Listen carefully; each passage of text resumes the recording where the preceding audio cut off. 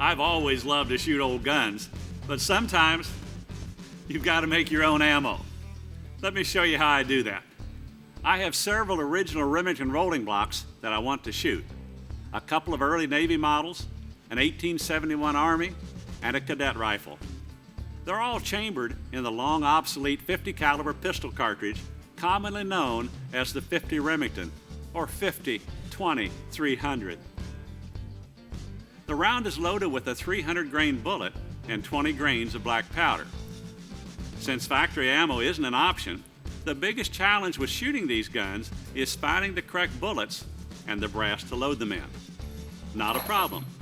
The brass is easy to make by shortening readily available 50-70 government cases.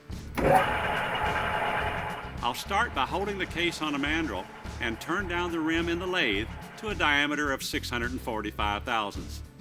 Then shorten it to an overall length of 892 thousandths.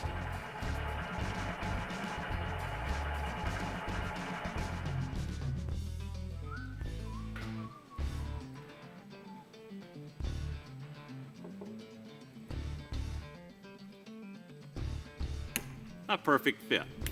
The only remaining problem is the bullet.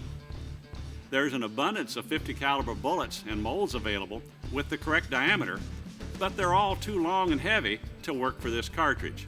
I could have a custom mold made, but sometimes a quicker solution is to modify another mold.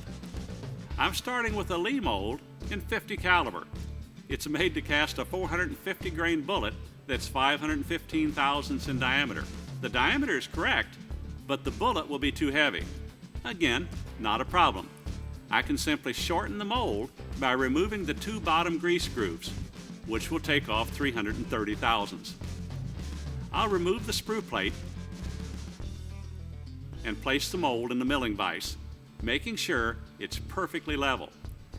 Then mill off the excess aluminum, making several passes. I'll re-drill and re-tap the sprue plate hole, deburr it, and reattach the sprue plate. A bit of smoke, and it's ready to cast bullets.